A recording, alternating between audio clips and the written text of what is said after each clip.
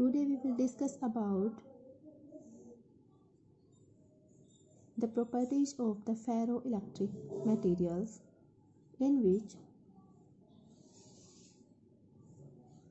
the graph between P and E for the ferroelectric is not linear but like the curve called hysteresis law.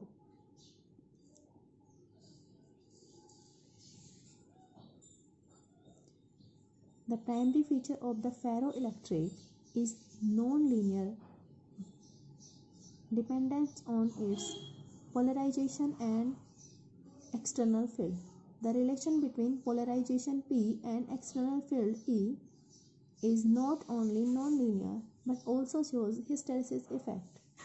That is, polarization produced by given electric field intensity depend on the past history of the sample. Most of the material are polarized linearly with external electric field. When an electric field is applied to the specimen of the ferroelectric crystal and field is gradually increased, the electric polarization first gives rise rapidly and non-linearly with the applied field to the value above which the dependence is linear. Linear extrapolation to zero field gives the value of polarization denoted as PS, this value. That is, this is the saturation point, or this is called saturation polarization or spontaneous polarization. On further increase the electric field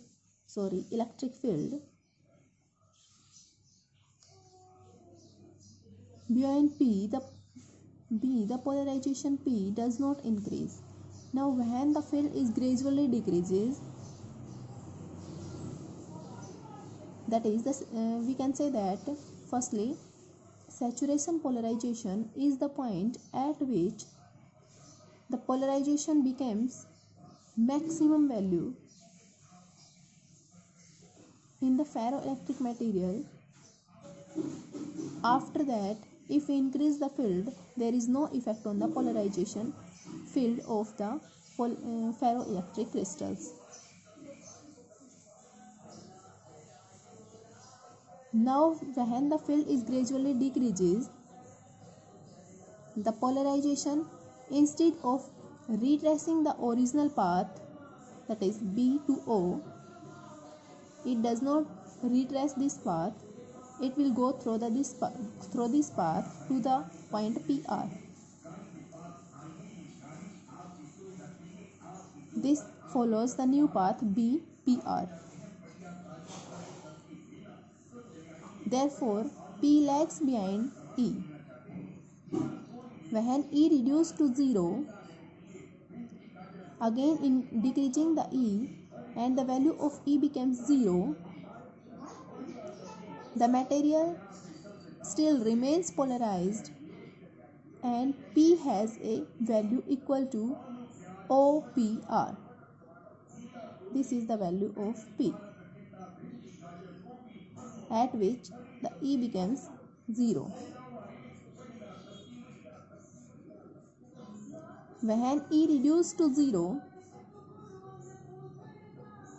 the material still remains polarized and the value of polarization is PR, not PS. The polarization remains in the material is called residual polarization or remnant polarization.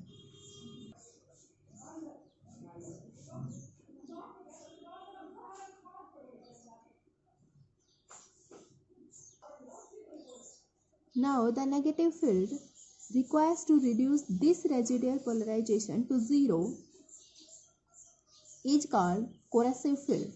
That is, this is the electric field at which the ferroelectric material lost its polarization. That is, this point is called corrosive point, and here electric field is present, so this is called corrosive field and represented by EC.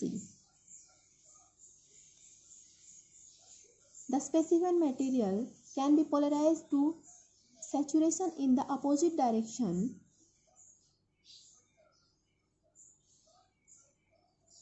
by increasing the field more and more in the reverse direction. That is, in the reverse direction, when we increase the field, then the polarization in the materials becomes maximum again, but the value is negative.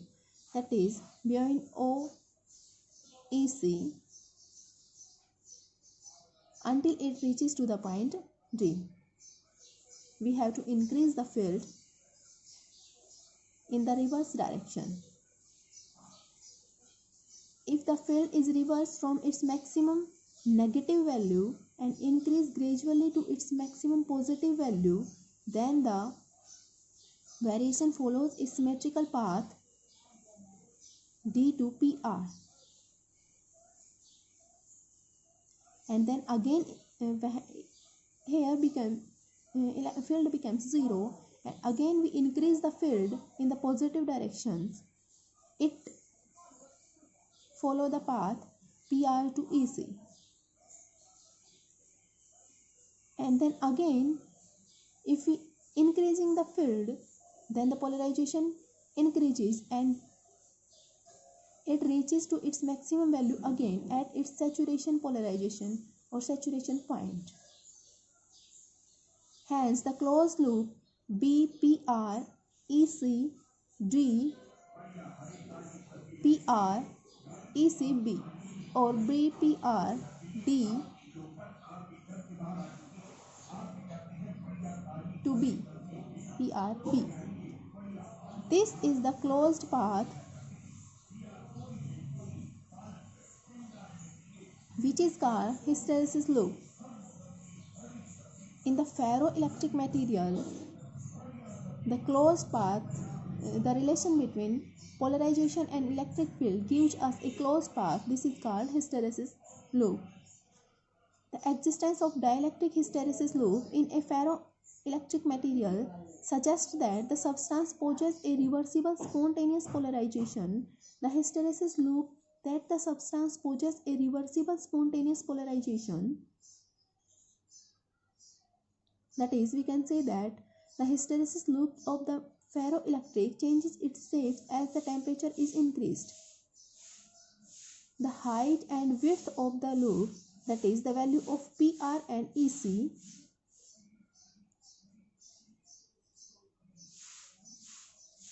decreases with increases the temperature. At ferroelectric Curie temperature, the loop merges into a straight line.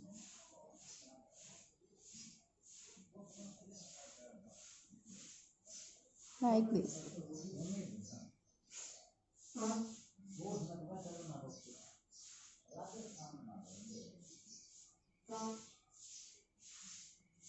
Like the straight line. For different material, we study the relation between polarization and electric field like the straight line. For the ferroelectric material, it will also be straight line, but at ferroelectric Curie temperature, this gives the straight line. And the ferroelectric behavior of the material now disappears. On heating the crystal above its Curie temperature, the spontaneous polarization vanishes and material shows its normal dielectric behavior. At temperature below the Curie temperature,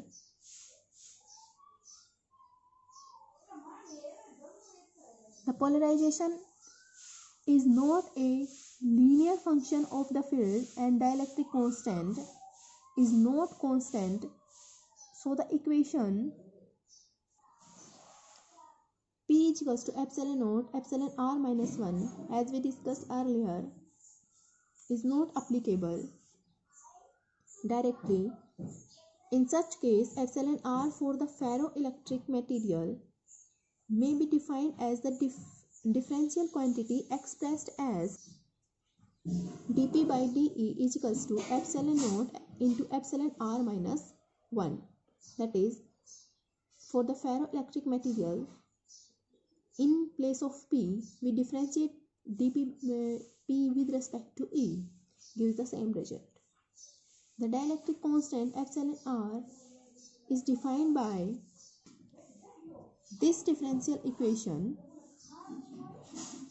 may become extremely high as the temperature approaches the ferroelectric Curie temperature.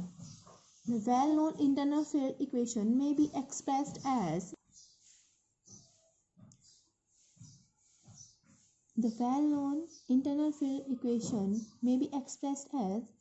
EI is equals to E plus gamma P by epsilon naught, whereas gamma is internal field constant and the value of internal field constant for the cubic crystals is 1 by 3. So for the cubic crystals, this becomes EI is equals to E plus P by 3 epsilon naught. As also we know that P is equals to N alpha EI. Hence putting the value of EI, that is E plus P over 3 epsilon naught, we get the results P is equals to N alpha E plus P by 3 epsilon naught. Rearranging it, we get N alpha E is equals to 1 minus N alpha by 3 epsilon naught into P. That is, the value of P, we get N alpha E divided by 1 minus N alpha by 3 epsilon naught. Now the condition we have to put it is if the term 1 minus N alpha by 3 epsilon naught is 0, that P becomes infinity. So we get non-vanishing solution for the P. Therefore, there exists the possibilities of spontaneous polarization. For most of the material, the value of N alpha by 3 epsilon naught is less than 1 and ordinary dielectric behavior result. In few crystalline solids, the value of Na by 3 epsilon naught is 1. Hence, in this equation, we can write as the value of N alpha by 3 epsilon naught 1. We get the result polarization becomes infinite and the substance becomes spontaneous polarized.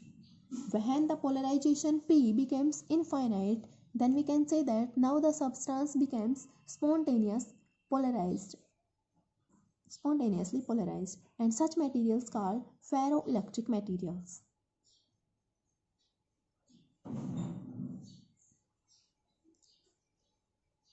The dependence of the electric constant on the temperature is second feature of the ferroelectric material.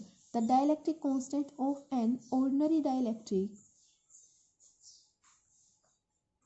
do not change significantly with temperature. The variation of dielectric constant epsilon r as the function of temperature is depicted as like this.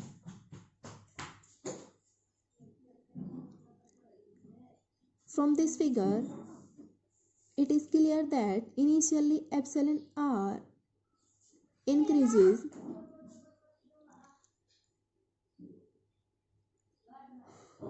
linearly with the field and then epsilon r exhibits one sharp maximum where dielectric constant epsilon r reaches a value of several thousand. The temperature at which sharp maximum occur is called Curie temperature. This is the temperature at which the value of dielectric constant is maximum. This is called Curie temperature, denoted as Tc. However, for the temperature exceeding the ferroelectric Curie temperature, epsilon r does not vary with the field. Hence, the Rockley salt exhibits 2 Curie temperature 22.5 degrees Celsius and minus 15 degrees Celsius, while the barium titanate has only 1 Curie temperature at 120 degrees Celsius. This is the curve for barium titanate. This gives 1 Curie temperature at 120 degrees Celsius. The value of dielectric constant for the barium titanate at room temperature is about 5000.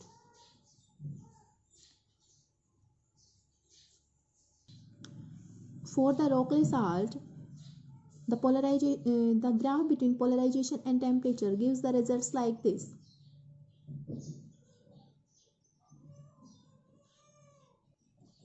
And the graph between polarization and temperature for KH2PO4 or KDP dihydrogen phosphate is like this. KDP dihydrogen phosphate, that is KH2PO4, has 1 Curie temperature about 160 degrees Celsius. That is, the various spontaneous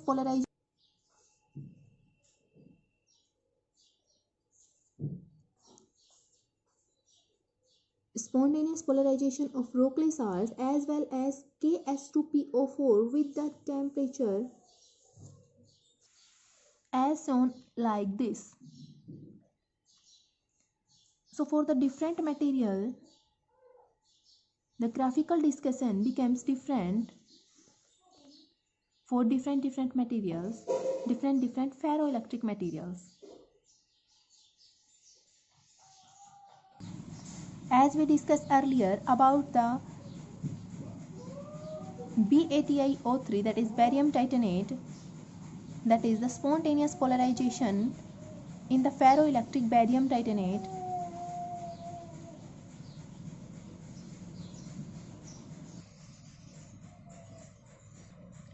The spontaneous polarization in the dielectric polarization which occurs in barium titanate due to ionic displacements. Ferroelectricity is due to asymmetry in the lattice structure. If a material shows perfect cubic lattice, no ferroelectricity is observed. Above the Curie temperature, that is 120 degrees Celsius for barium titanate, corresponds to the cubic crystals as shown in the structure this.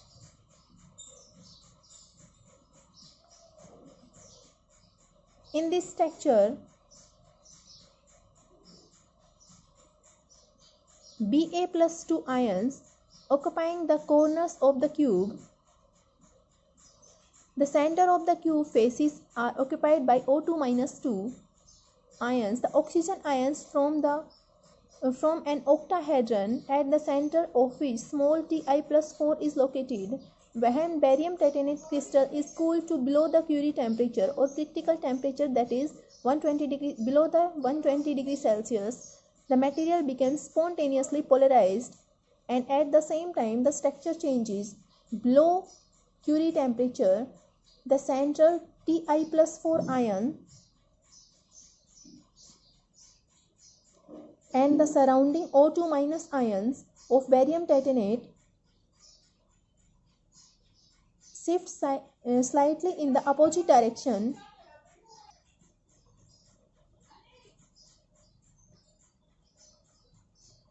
to create a small electric dipole moment.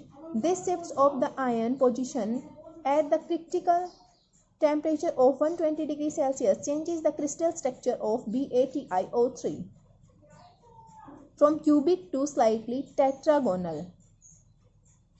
Hence, at the temperature below Curie temperature, the crystal becomes tetragonal in shape and center of the symmetry is destroyed. So in this way, the medium is spontaneously polarized. On a large scale, solid barium titanate